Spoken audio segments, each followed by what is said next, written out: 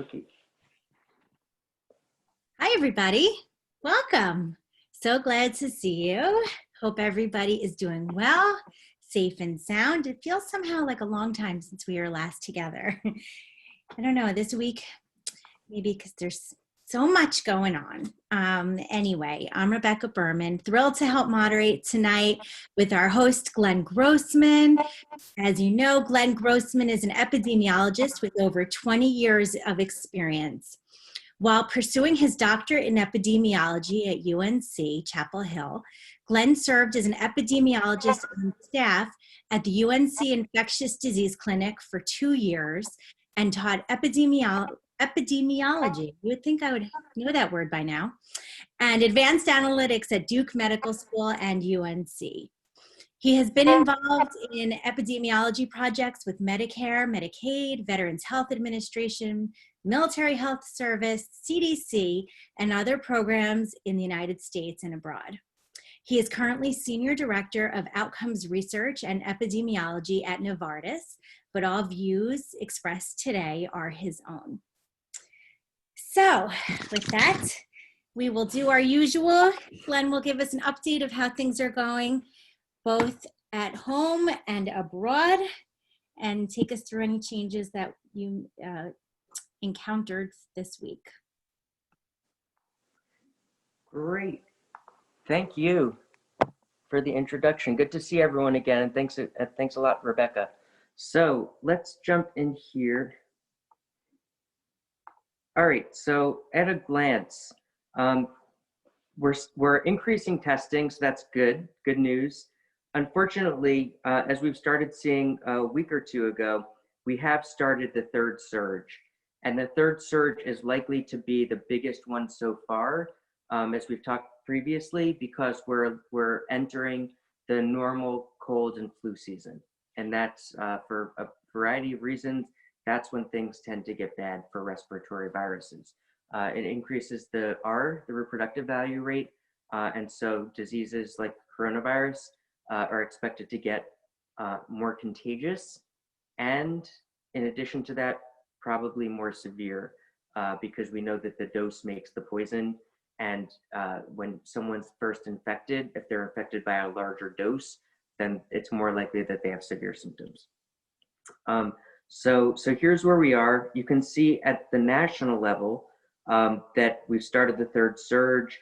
Hospitalizations have just started going up again. We haven't seen deaths starting to go up yet, but we know that there's always a lag. There's a lag between when cases are first diagnosed and starting to go up versus when you really start to see a signal in hospitalizations. And then deaths will start to rise in days and weeks. All right, when you look regionally within the United States, you can see that something that's really interesting that I like to point out is that in the previous surges, they occurred in different parts of the country at different times. So for instance, the Northeast got hit really hard back in March, April, and May, but it wasn't nearly as bad in the South relative to when they got hit again, or the West. The Midwest got hit relatively, compared to how they did this summer and how they're doing now. They got hit a fair amount back then too, but it really hit the Northeast very hard. And again, these rates, we can't really compare apples to apples because we know that the diagnosis rate was far, far worse in March and April, just because there were not a lot of diagnostic tests. So these are the diagnosed cases that we're comparing. So we have to just interpret it that the number of actual infections was quite larger, but representative in terms of the proportion of where it was occurring in the country. The Northeast got hit really hard, and some other states in particular, but the South was mostly spared. In the second surge, the Northeast was really low, but then you saw that in the Midwest, and particularly the South and West, that's where that was happening more there. And so it was really distributed in different parts of the country as the epidemic has proceeded across the United States. Different states have been reaching peaks at different times. There's been a lot of overlap in the South, for instance, but what's unique now is that as we enter fall and winter season, we're seeing an uptick in all regions of the United States. So that means that all of the regions are going to have a surge, or maybe we're not quite seeing a big uptick in the South. So one thing that we know for sure is that humidity plays a big difference, a big role in the spread. So that the higher the humidity level, the less spread there is. And that's one of the reasons that the dry air of winter promotes more spread of a respiratory virus like this. But so I don't know what humidity looks like in the south, but to the degree that humidity stays strong in the south where it might be really warm, and we don't have the typical snow and really cold weather, then we might not see as big a peak. But you can see just proportionally, the South is still out of control. You can see that there's still a ton of cases, but as we see across the country, there's no region that's really getting spared here. And so the cumulative numbers are going to start to get somewhat high. All right, so I showed you so far what that looks like. So we're starting, when you add up all the regions together, we're starting to see a really sharp spike. And this is just the beginning of cold and flu season, where we're still in just early October here. All right, so when we look at the dashboard in terms of how prepared we are for the next surge, you see that there's a lot of dark red where we're really going into it, where we're not trending well. When you look at the test and trace, so this is the test and trace dashboard. You can see that the Northeast, California, parts of the West are prepared with our contact tracing and our testing. The numbers are getting higher. So that means the thing that we're looking at here is the positive test rate and the number of contact tracers per positive test. And those numbers are starting to get hit, because as we get more cases, then it's harder and harder for the contact tracers to keep pace with it. And so it's going to get harder and harder for these states. All right, when we look abroad, I can look, this is a website that I still like to look at occasionally. And so this is using machine learning to estimate the total number of people currently infected and newly infected, not diagnosed, but actually infected. And so this is estimating that there's approximately 270,000 new infections per day at this point. And the number of diagnosed from CDC, I think the last I saw was approximately 50,000 or so. So we're going back up again. And then we can look globally. One thing I wanted to do was just compare how we're doing across just general big regions. You see that Asia was doing well. They're starting to slowly climb a little bit. Africa has been largely spared, surprisingly, during this global pandemic. And so it's a lot of us are very happy to see this, because we thought that Africa would be doing really poorly. There's still, we don't fully understand what's going on there, but there's a lot of hypotheses for what's driving that. So for instance, average age in Africa tends to be a lot younger. Because health services are poor, people tend to die younger. And we know that COVID-19 affects people who are older more. So if there's less people over the age of 65, then there's less people at severe risk from a disease like this. Other hypotheses might be that we talked about earlier, tuberculosis or other respiratory illnesses might prevent COVID-19 just by stimulating the immune system in different ways. And also places that are endemic with these other infections also tend to have higher vaccination for tuberculosis and other things. And the vaccination themselves might also provide a protective effect against COVID-19. We still don't know yet. It's still being investigated in phase 3 clinical trials. Hopefully we'll know within the next month or two. Now Europe, they got hit really hard back in March and April, but then they were able to bring down the numbers pretty low in a lot of countries. Some countries like Sweden didn't do very well and continue to have a lot of infections, but now Europe is starting to rise again in terms of their diagnosed cases. And in Europe too, they were not great at diagnosing people back in March and April. So the numbers now are not truly apples to apples in terms of the number of cases relative to March and April. But if you compare October to September or September to August, it is a useful benchmark to see just how things are changing month by month. South America, in contrast to Europe, you can see it was just almost the opposite. They just got out of their winter. And so we know, so cold and flu, it's a respiratory illnesses. It's really hits hard in the late fall, winter, early spring. So you can see it in South America. This is our future. We are about to have a winter too. This was really tough for South America. It spread like crazy. They couldn't keep it under control. Some people have called it, it was like COVID-19 on steroids. And here we are in the United States. Because of poor management, we are the shape of our curve does not look like Europe. And we're about to enter cold and flu season, and we're already uncontrolled.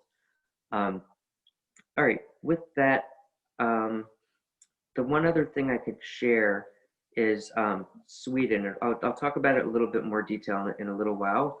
But Sweden, interestingly, so for a while they were doing sort of like the slow burn. Then they had some peaks occasionally. Then they started getting into summer months. And apparently in summer, one of the big things that's just a cultural thing about Sweden is that a lot of people have summer houses. And so they all fled to the summer houses during the summer, which are further apart. There's much more like just natural physical distancing.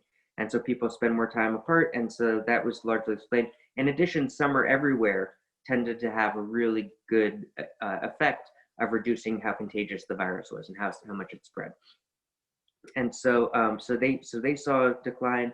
But when you compare them to Norway and Finland, you can see that over this whole period, Norway and Finland got their virus under control very quickly because of their lockdowns and their mask mandates and whatnot. Whereas Sweden was very high. Some people were like, oh, Sweden, look, they've reached this thing called herd immunity. And so now they're safe. But in reality, as you can see, nope, they have not reached herd immunity. It was just based on summer, that there's a lot of physical distancing and cultural things in place.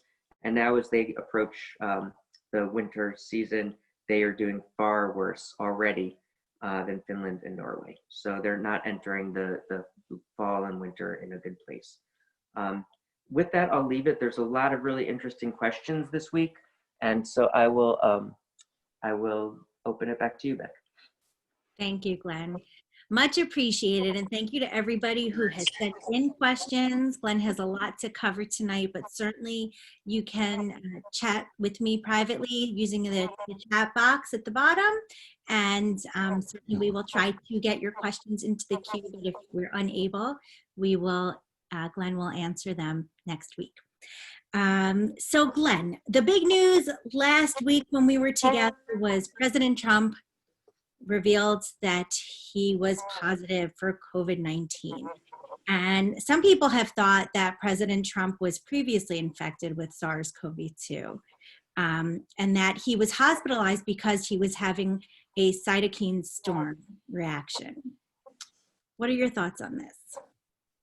Yeah, so I don't think that he was previously infected months ago. I think that this was just the course of his disease going through it. I think that it's hard to know exactly what was going on with Trump because not a lot has been communicated to the public.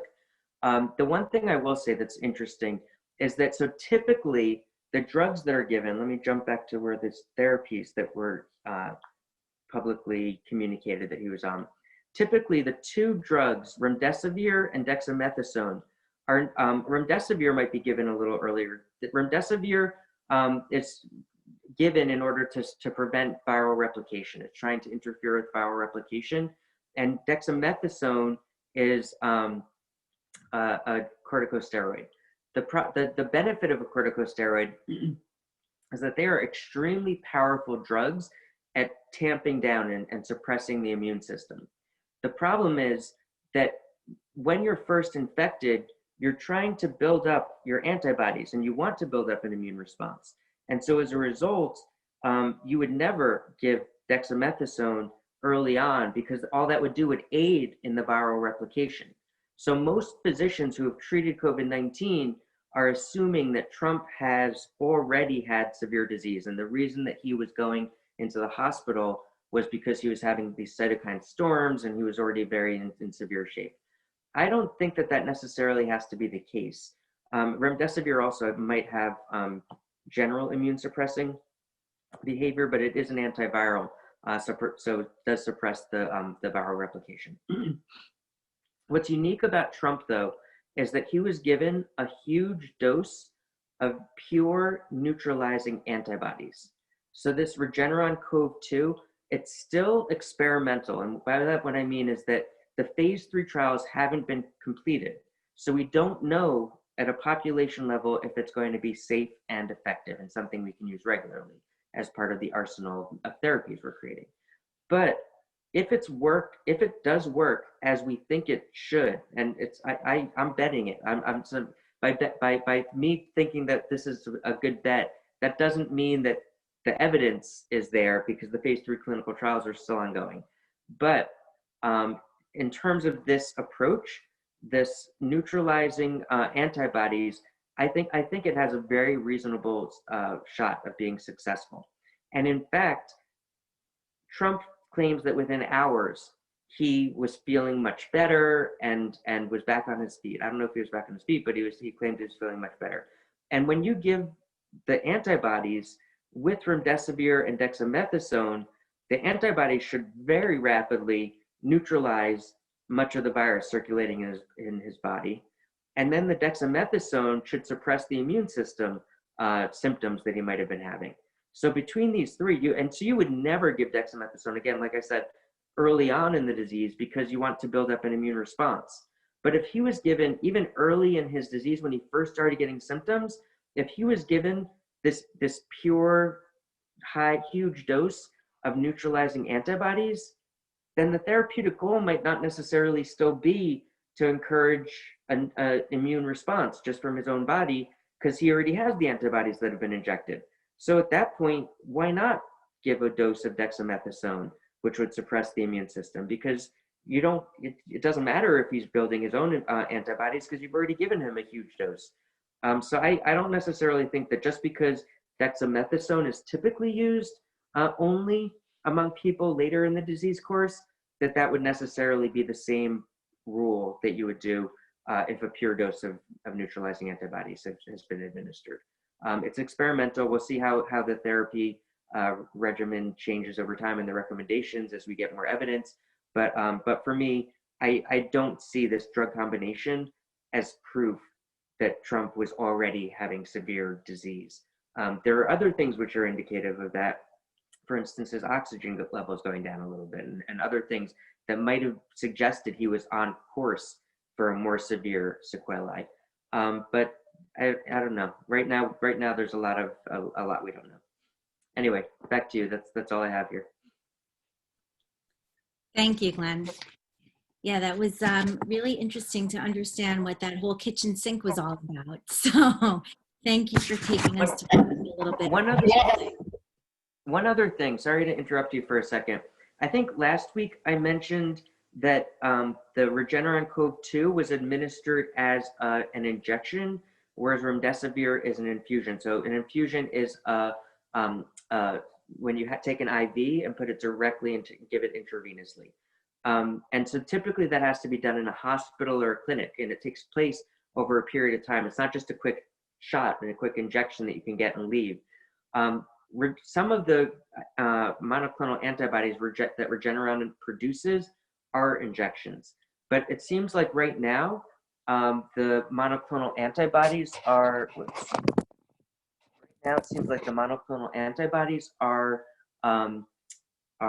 infusions, like remdesivir. And in which case, that's going to limit the ability to give it widely. Right now, manufacturing the MABs, or in this case, the polyclonal antibodies, are really complicated because instead of manufacturing them the way you typically do, it's really considered a biologic where you have to grow it because it's biologic that has to be grown. So it takes a long time to manufacture these things, and it's expensive too. If there's a will, and the United States said, oh, guess what? You know what we're going to do? We're going to spend $200 billion and just make 20 manufacturing plants in the United States and maybe outside of the United States too. Then we could solve that. And as soon as we start getting this drug, if it is proven to be safe and effective with phase 3 clinical trials, this could all be over immediately as soon as the doses are readily available. Because then if anyone gets sick or any severe patient gets sick, you just go in, give them the polyclonal antibodies, and voila, they could be done. And then we don't have to shut down anymore because there's not really any bad effect. It's almost like a cold or something for most people. there's still a lot we don't know. Whoops, you can't see me. Let's see. How's that? Can you see me now? Good. Yeah, so there's still a lot we don't know in terms of what the polyclonal antibodies will actually do, but this could be a pathway for us to reopen. And so I am really hopeful about these polyclonal antibodies. By the way, Regeneron isn't the only company working on them. There are multiple companies, and so there's really a high rate of success. Another key thing that's interesting about the antibodies is that an antibody you can give directly to someone who's sick. And as a result, you can see results much, much, much quicker. Whereas a vaccine, you give to someone who's not sick and then wait possibly months until you start seeing if they get sick. Whereas, again, the antibodies you give immediately, so literally within a month or two, if there's an effect, you'd start seeing it. And so the length of a clinical trial for monoclonal antibodies are expected to be much, much quicker and trustworthy versus the vaccine trials, which shouldn't normally be done in a month or two, just because you'd need to spread it out in order to look at antibody-dependent effects and safety and other things. All right, back to you. Do we need to worry about distribution mechanisms with the polyclonal antibodies in the way that you spoke about the vaccines and some of the vaccines needing to be distributed? I think it was -70 degrees or something like that Fahrenheit. Do we need to worry about that if this is proven to be effective? I'm not sure. I haven't looked at that specifically. There may be constraints like that, but it's logistics, you know? Our military has one of the best logistics expertise in the world, because if you're fighting a war, you need to make sure that the food goes to the right place, the water goes to the right place, the fuel goes exactly, and making sure everything fits together. That's all logistics. United States government, we know logistics, so I have no doubt, assuming we have a executive branch that is competent in another few months, that we can get it done if there is a will to leverage the expertise that we know we have to do logistics well. Because if we fail on the logistics side, then it's not just an indicator that we failed on logistics for public health. It means that our military readiness is poor, and logistics across the government are in trouble, because it's all related in terms of these people in the government who are working together across branches. And so logistical expertise would be leveraged in urgent situations, in emergency situations where it's needed under normal circumstances. Well, that is encouraging. So we will stay tuned. How soon might we be able to hear that polyclonal antibodies are the be-all, end-all? It could come as soon as any day, depending on how many people are recruited and how fast it's acting. Or it could be another month or two. It's hard to know. I haven't looked closely at the clinical trial description in terms of what they were planning on.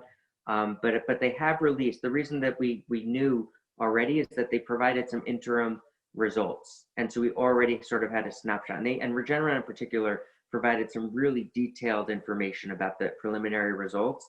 So I think that I think as a company, they are personally very motivated to get this out, because if they show promising results, President Trump has already indicated he's willing to give an emergency use authorization for these polyclonal antibodies. If he does, that could potentially be problematic, because EUAs should be good normally. The problem is if the jury is not in yet, and we don't know, like if the phase 3 clinical trials aren't completed yet, and they give an emergency use authorization as sort of an October surprise, then it's the same type of thing as that we're in with the vaccines. So one of the additional worries in that case would be if there's an emergency use authorization for polyclonal antibodies, and you have severe illness and you get sick, what's your motivation to be part of a clinical trial where you might be put on the placebo arm and not get anything, versus just say, oh no, I'm sick, I want the actual drug?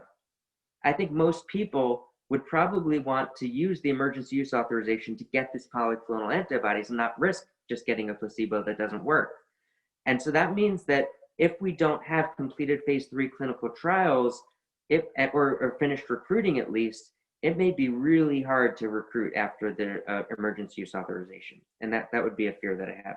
Other than that, getting it out there, manufacturing enough, distributing it, deciding who gets priority, there's just simply not going to be enough. Especially as we go through the winter season, where we expect maybe 100,000 more people to die over the next season. It's going to be tough to know who gets the shot or the infusion in this case. So it sounds like we should stay tuned, and who knows, maybe by the time we're together next, we'll have some really good information, or a couple months from then. So you spoke about air earlier and humidity, and we've been hearing a lot about the 6-foot rule, the 12-foot rule. And I say to my kids all the time, if you want to know what 6 feet is, think of the length of a bed, or I think a car is like 10 feet or something like that. I don't know. So we want to have like a bed between us. But so we talk a lot about air, but I don't feel like we've heard much about surfaces. And a question has come in about disinfecting surfaces. And at this point, do we know the difference between the spread in the air versus on hard surfaces? Yeah, so we do know a fair amount. We still don't know for sure. So a question like, what percentage of the spread is from surfaces versus from air? That you would think that would be a very basic question, but it's hard to know if someone gets sick, whether they originally got it 5 days ago because they were touching something or because they breathed it in. But we're starting to get some information. So one thing that we've seen is that in healthcare situations, they've gone around swabbing, doing swab tests to see if there's virus on different surfaces. And what they found is, but they are disinfecting. And so, but what they found is that with their disinfecting that they're doing, there's virtually no virus, viable virus on the surfaces of things, which means that at least within clinics or hospitals that are just following just very basic disinfectant regimens, it's unlikely that any spread is occurring there. But there still could be some respiratory, depending on how well masks and other things are being used. And by the way, when you talk about the virus being spread on a surface or through contact, this is called a fomite, in case you didn't know what the term was here. And so the question is about fomite spread. And so we've definitely demonstrated that aerosol and fomite transmission is possible. In terms of how long it can stay in the air, this was a study from back in April already. We knew this.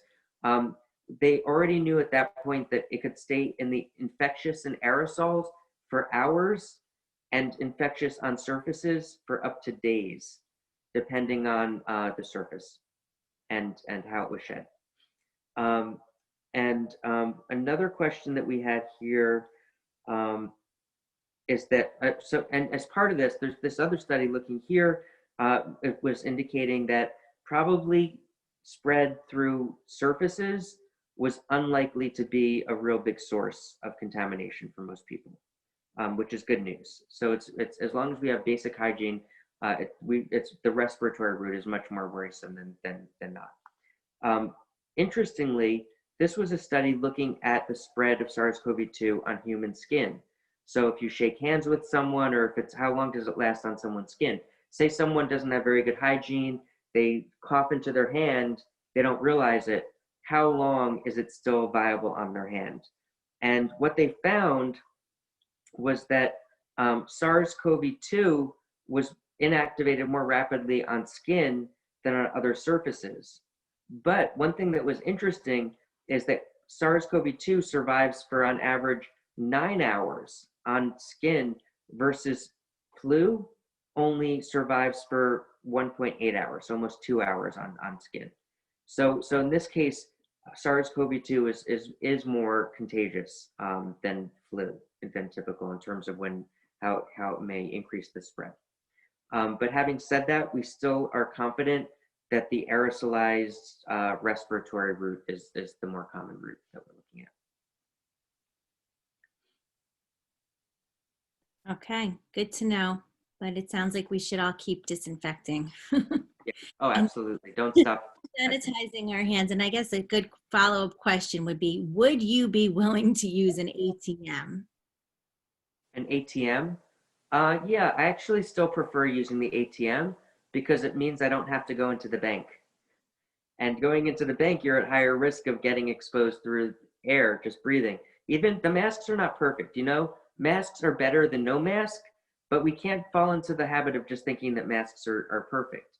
As I just mentioned here, an aerosol. So if someone breathes, and even the masks, if you're wearing a mask, say someone's infected with SARS-CoV-2 and they're wearing a mask, if it's not on really tight, then some of us wear the masks and our glasses fog up.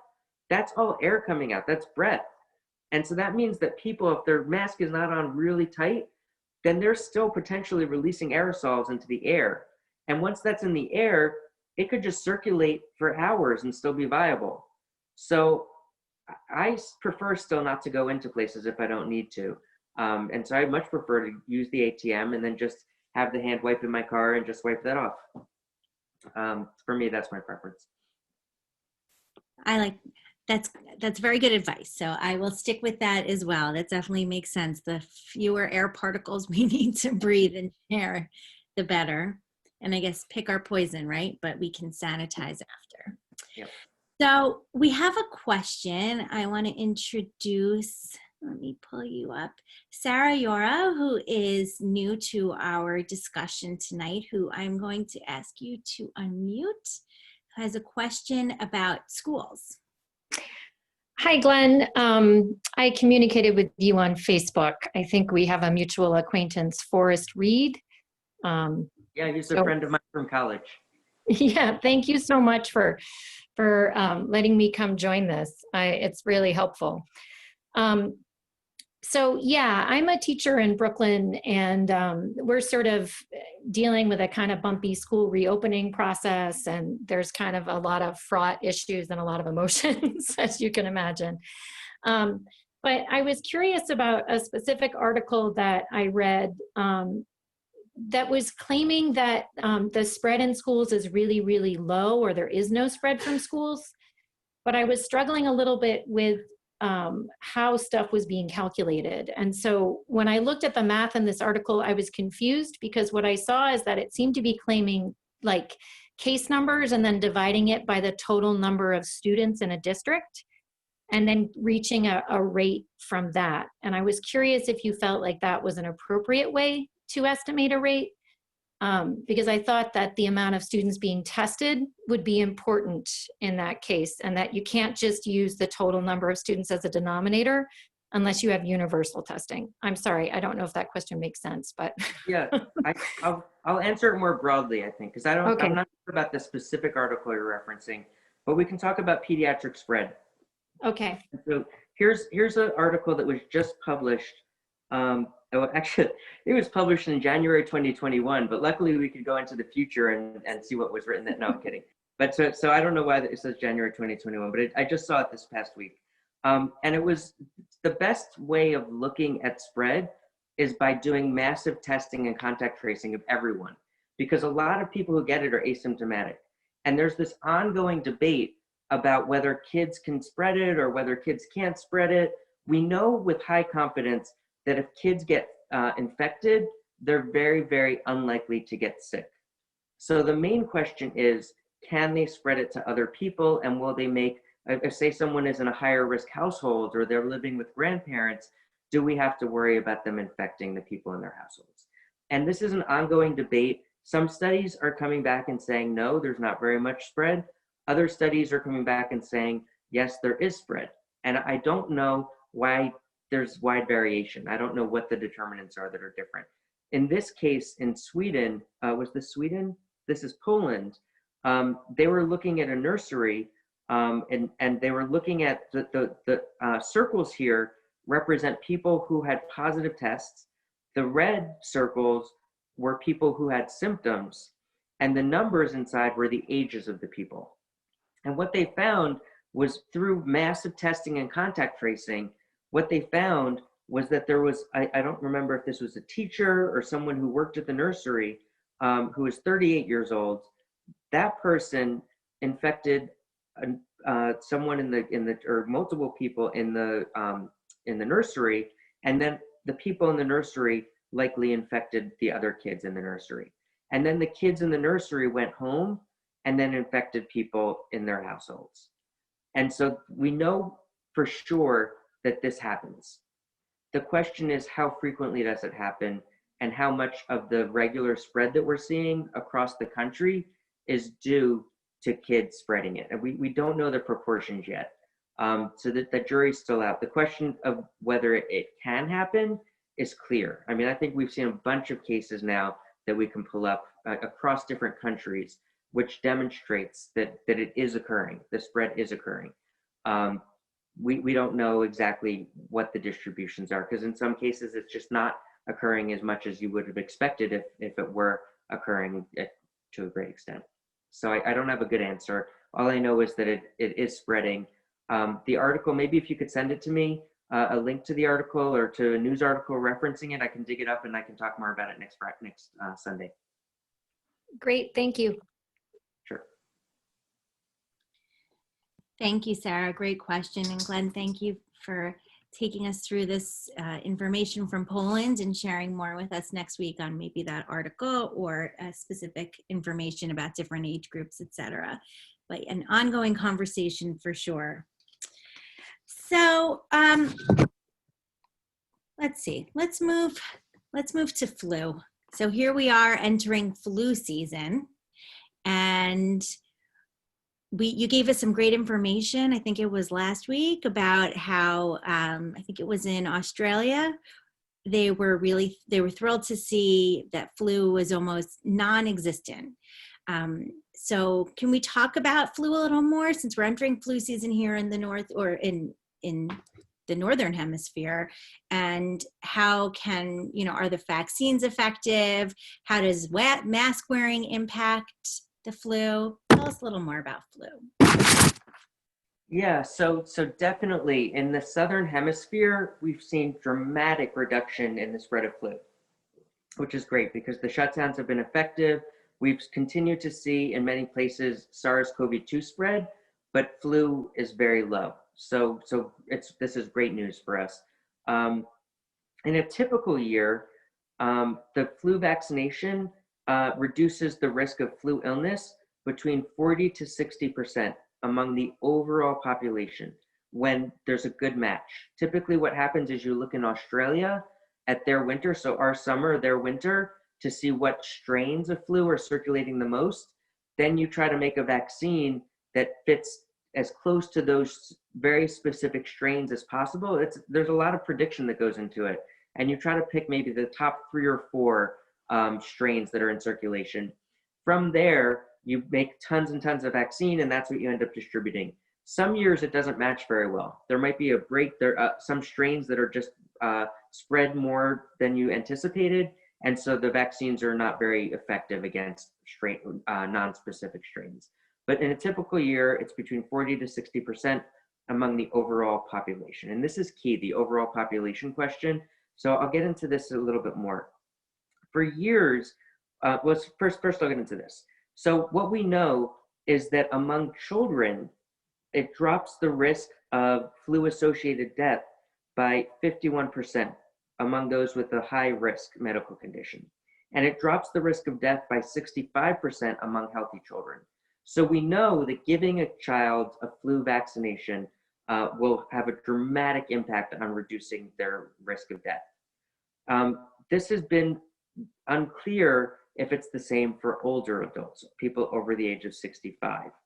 And there was a study published back in April of this year looking at the effect of influenza vaccination for the elderly on hospitalization and mortality.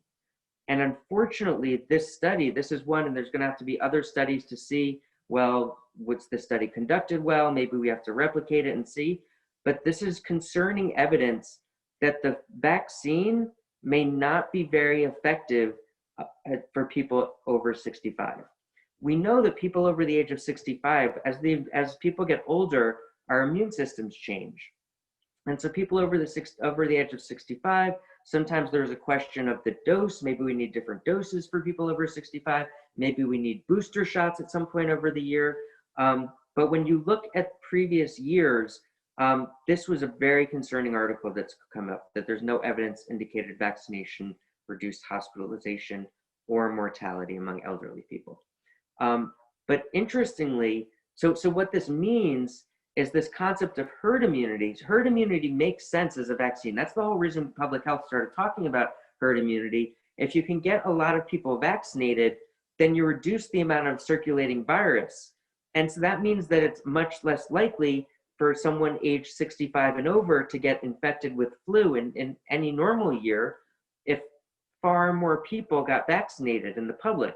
So a 20-year-old or a 30-year-old who might have extremely low risk for flu in a given year, it's so critical that we get them vaccinated, because getting them vaccinated is more important in some ways at protecting the health and lives of people over the age of 70 than giving a vaccine to the people over the age of 70 themselves. And this is one of these reasons we need to think about public health and how our actions impact other people, and that sometimes we need to do things not necessarily because they benefit ourselves, but because a simple action can help benefit other people around us and potentially save their lives. So this is worrisome. This is not a reason for people over the age of 65 to not get a flu shot. Everyone should be getting a flu shot every year. But it means that the rest of us, not just people over the age of 65 or over 70, need to be getting vaccines at a much higher rate than we currently are. And one other thing that is really interesting while we're talking about the flu that I saw. So we've talked previously about tuberculosis, the tuberculosis vaccine. It's called BCG. Sometimes we talked about the polio vaccine. What these things had in common was that it involved a live virus that was given. And so something else that they're looking at now is that potentially the live flu vaccine might provide additional benefits. Instead of just focusing on the normal antibody response, it might also trigger other aspects of the immune system to fight COVID-19 on the short term, say for a few months or so, however long that lasts. I'm not exactly sure. Now, there are two different flavors of flu vaccine. So there's typically the shot or a nasal spray. The shot is dead virus typically, whereas the nasal spray is live virus. Now, it's unfortunate, but the live virus is only approved for people aged 2 to 49. So for people age 65 and over, it's not as helpful. I don't know if it's used off-label. I have no idea of safety and efficacy, so I'm not making any recommendation here. Something to talk with your doctor about if this would be something of interest. But it's just very interesting that there's something about the live virus. And I don't know if you've already had a shot, what a live virus would do, taking the nasal spray as almost a booster or something to that. I just don't know safety issues or efficacy associated with that. But it's interesting that this is also something that's being investigated along to some of the conversations we've had previously, that there seems like there's a really interesting hypothesis that the live virus, that's a damaged live virus, so it's not the pure live virus, but just a version of it that's used in these antibodies, might give this general protective effect that might be beneficial for COVID-19. So it's still being investigated. I just thought you might be interested. That is interesting. Debbie Weissletter asks, does this include sorry, Deb, I'm getting it wrong. What did you call this? The super flu shot. Does this information include the super flu shot that typically is given to older people? I don't know a lot about the super flu shot, so I apologize. I don't have an answer for that. I believe that the so because the nasal spray is only approved for people aged 2 to 49, most likely if they're receiving a shot, I'm assuming it's really the inactivated virus. It's not the live virus. And so I just don't know anything more than that. Okay, well, thank you. So just to continue on with the conversation about herd immunity, I know we've been talking about this for quite some time, and I'm disappointed that Sweden doesn't look like Sweden has gotten there. I know they were always sort of the tip of the tongue when after we would the word herd immunity would come to mind. So a question that has come in is that we've talked previously about T cells and antibodies, and that even if people don't have SARS-CoV-2 antibodies, they may still have T cell protection. Can T cells help us get to herd immunity quicker? So that is still an open question. So basically, just to refresh your memory on what's going on with the immune system, typically we tend to think that there's, at a high level, that there are three approaches to dealing with, or let's even just say two approaches to dealing with an invading virus. So one way that the virus, if someone's already been infected, so you already have an immune response that's been built up, one way is the antibody approach. And the way an antibody works is it goes and attacks the virus directly by very specifically finding a part on the virus surface and binding to that very specific part on the virus surface and knocking it out. Once it's sort of like a flag. Once the antibody finds that there's virus in circulation and sticks onto the virus, then it plants its flag, and then other aspects of the immune system can come and suck up the virus and take it away. So that's one way. It's the antibody approach. The other way is the T cell approach.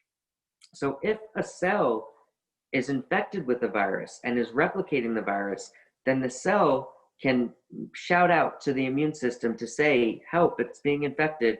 And then the body sends out T cells, and the T cells then go and destroy the cell itself. So antibodies destroy the virus that's circulating, and T cells destroy the cell itself that's infected with the virus. And so both of these together really help to clear up the virus and get it out of the body. So now some people have thought, well, maybe even though there are the antibodies might disappear over time, it seems like the T cells may last longer. And so maybe could that help us get to herd immunity? And further, some people have noticed that there might be what's called cross-reactivity. So there's a bunch of human coronaviruses in circulation. I think that there's like 4 colds, just regular common colds that are caused by coronavirus, just very, very mild symptoms, and it's just a cold. And so because of that, a lot of people have pre-existing T cells that cross-react with it. But so the question is, well, so could that prevent us from having severe symptoms and spreading the disease, so ultimately get to coronavirus, to herd immunity threshold faster? So here are some different modeling thought experiments that have taken place.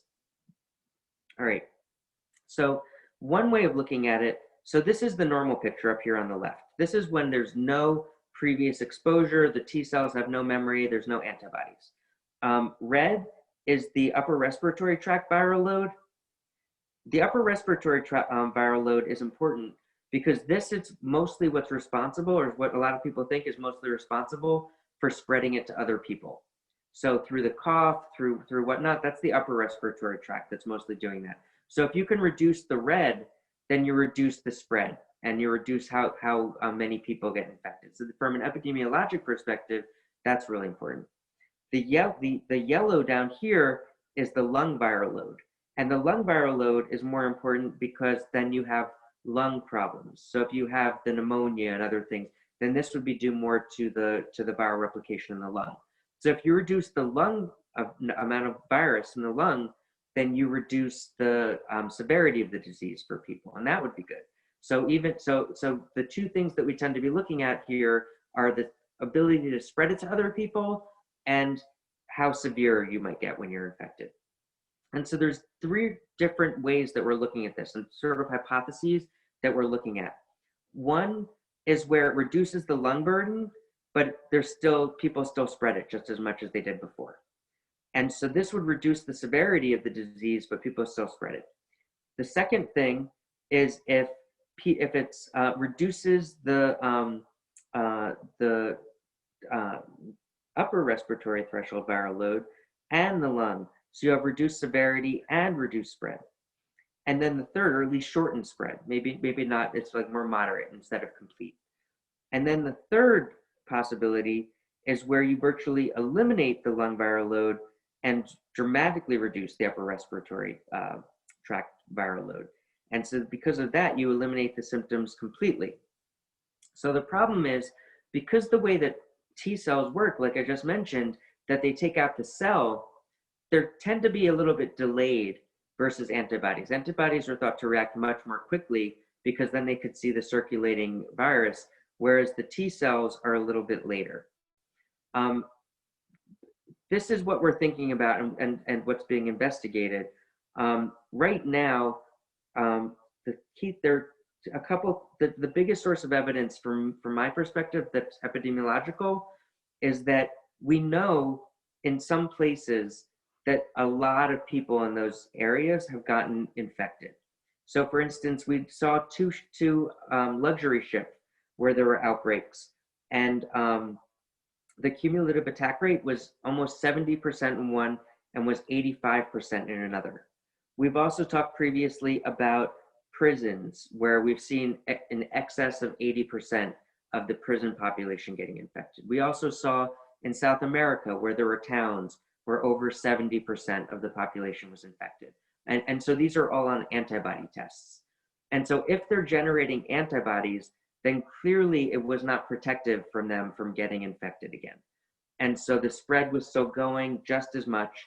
And so T cells themselves are unlikely to have a big impact on herd immunity. In many of these places, maybe some of the symptoms were mild. So maybe it did prevent some people from having severe disease. But the fact of the matter is, the severity, the infection fatality rate, the spread that we're seeing already has these T cell distributions baked into those estimates. Because the real world, whatever we're observing in the real world, the T cell history is already there. It's not that this is something new.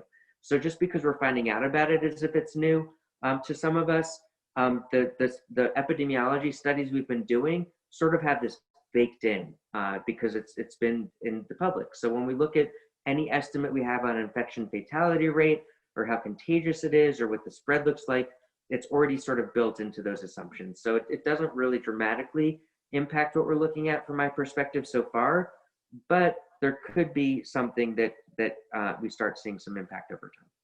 But I don't know. That's all I have to say on that for tonight. Hopefully we'll find out more in the coming weeks. All right. Well, we look forward to staying tuned for more information on T cells. So it looks like we're getting close to the hour here. I'm wondering if maybe we can take one more question here and end with the Great Barrington Declaration. And what is this? And what is this controversy? Can you tell us more, please? Yeah, so it's unfortunate. But so this is the Great Barrington Declaration, was just signed October 4th. It's made the news a lot. It's considered a fringe idea. And so I'll go through why it's considered a fringe idea. But basically, it was signed at the American Institute for Economic Research. So it wasn't like a public health conference or a public policy or just a epidemiologic conference. It was at the American Institute for Economic Research. It was signed by people who are maybe physicians who treat patients who are not epidemiologists. Sunetra Gupta is a theoretical epidemiologist, and so that she's considered sort of fringe in this perspective. There were virtually no mainstream epidemiologists. I don't know of any mainstream epidemiologists that signed on to this, even though there were thousands of people that did, but they were physicists and lots of random people. Basically, what the Great Barrington Declaration is saying is that we should pursue herd immunity. We should get as many people infected as possible, except for people who are at highest risk. So for instance, if someone is age 65 and over, or has lots of comorbidities, or is considered a high-risk group, we would somehow take them and stick them away. And then everyone else do what we can to get them infected. And then the goal there would be to achieve herd immunity, and then voila, the whole epidemic, the global pandemic is done. And in theory, it sounds fantastic. Of course, all of us would want this. If there was a way to somehow protect the most vulnerable and get people infected who are not vulnerable and were at almost no risk of getting sick with serious illness, and then there was protective immunity to protect us all, then of course we would all want this. The problem is that when you dig into the assumptions, almost everything fails. And so this is the biggest problem with this, is that it's a half-baked idea. They have their whole idea is that, oh, we should somehow just protect the highest risk, as if we could identify who they are, and then infect everyone else. And the problem is, they didn't actually detail how we would do that. Like if we had $100 billion to do it, to execute that, there's no way known to do that currently. And in fact, here are my 5 responses to it, and generally how the epidemiologic community is looking at this. So we're looking at this as a fringe viewpoint. We see it as devastating, deadly, and immoral in terms of what they're doing. It's truly immoral and truly has the potential to kill millions if they proceed with this. And these are the reasons. 1, herd immunity has never been found in any other coronavirus, natural herd immunity. 2, people have been confirmed to be reinfected with SARS-CoV-2. So it relies on protective immunity in terms of getting herd immunity. And right now, there is no evidence to support that's even possible.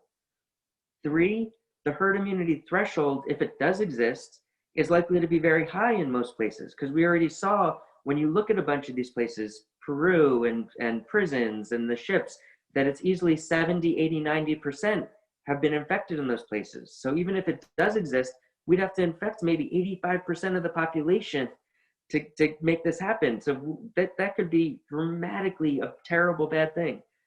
The 4th is that we've been extremely bad at protecting the most vulnerable people, like very bad at doing it.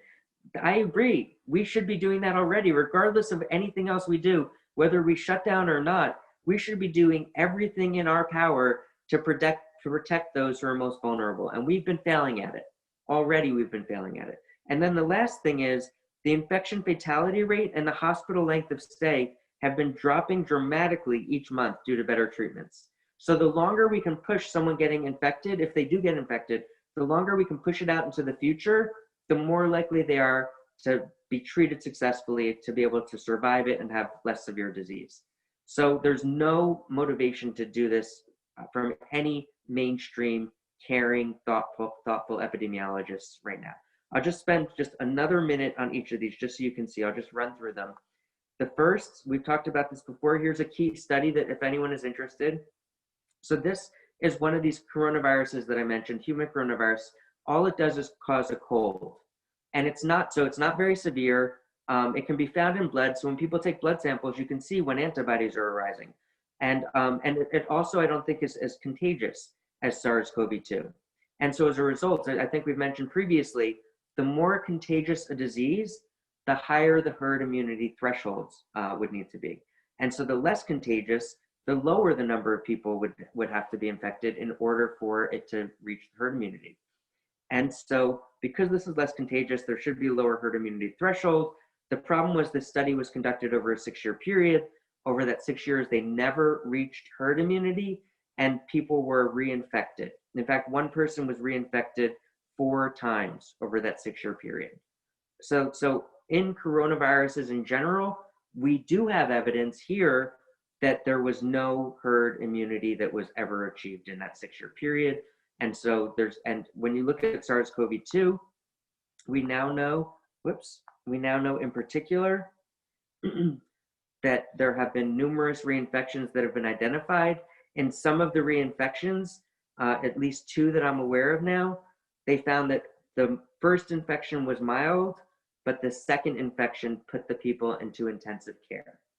And so herd immunity relies on this assumption that people cannot get reinfected and can no longer reinfect others, and that they will not have severe disease and it won't be contagious. And this has been disproven.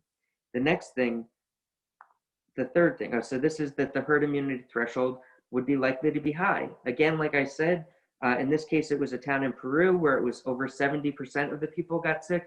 but we've seen it over and over again in the cruise ships, in the prisons, in other towns. We've seen the numbers rising above 70%, above 80%. So that means if this were to go forward, you would need a huge number of people to get sick. And frankly, in the United States, when you add up all the people who are over the age of 65, who have underlying or other people who have underlying comorbidities, you're not going to be able to reach 85% with people who have those, unless some of those people with at risk of being severely impacted would get sick, because you just wouldn't reach that threshold without that. So here's prisons. The next thing is how we protect the most vulnerable. It should be a national imperative for us to be protecting the most vulnerable. What you're seeing here is the percentage of fatalities from COVID-19 that have occurred in nursing homes or long-term care facilities. In some places, up to 81%. So this is North Dakota, up to 81% of the deaths from COVID-19 occurred in long-term care facilities. The national average is around 40%. 40%, that's too high. We have failed. Right now, we have no idea how to protect the most vulnerable. The best way that we know is to reduce the amount of circulating virus. So if there's less virus in circulation, then there's less worry that these long-term care facilities will have outbreaks. So we know that is the single most important thing we can do. We've known, so that obviously there are things that we can do in long-term care facilities with sanitation and whatnot to prevent it. But we've been doing as good a job as we can in many places, and we're still getting large percentages. All right, finally, the last thing I just want to bring up again is that as time goes on and new drugs come out, the risk is getting lower and lower. So when you compare the first surge back in March to the second surge in May or over the summer, the fatality rate has dropped by 30, 50%. In this hospital, it was 70%. So it is dropping a lot. So and part of this was due to a younger age cohort. The people who were infected in the second surge tended to be healthier than the first surge. But even despite that, among those hospitalized, between 30 to 50% of the patients that was the reduction that we saw based on the hospitalizations being reduced and based on the medicines that we had available. So if we could push this out because of a shutdown, so less people get sick until next April, we could potentially save 100,000 more lives by doing that.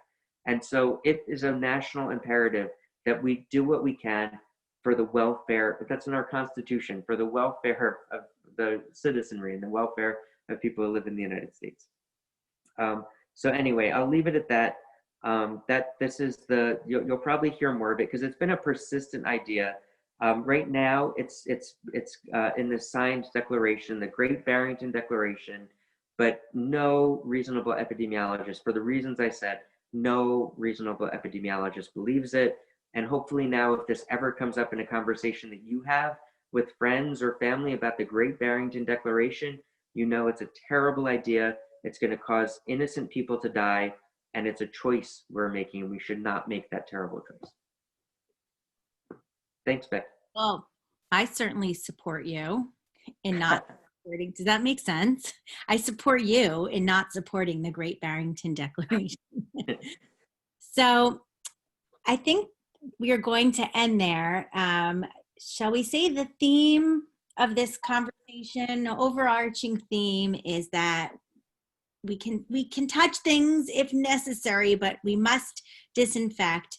And you'd rather use an ATM than go to a bank teller. And I'm going to end with a post that I saw that really caught my eye. That was funny. Never in my wildest dreams did I imagine I'd go up to a bank teller with a mask on asking for money. And here, I'll show it to you. That's hysterical. But it sounds like you're telling us not to do that if we can avoid it. But generally speaking, we're using that as a symbolic kind of reference, I guess, that really it's best to be outside and around fewer people, right? So Absolutely. As always, wear your masks if you're going into a bank or otherwise. Wash your hands, be safe. And if you have questions for Glenn, please send them to him during the week and he will certainly answer them when we reconvene, same time, same place. Thanks, everyone. Have a great week. Thank you. Bye-bye.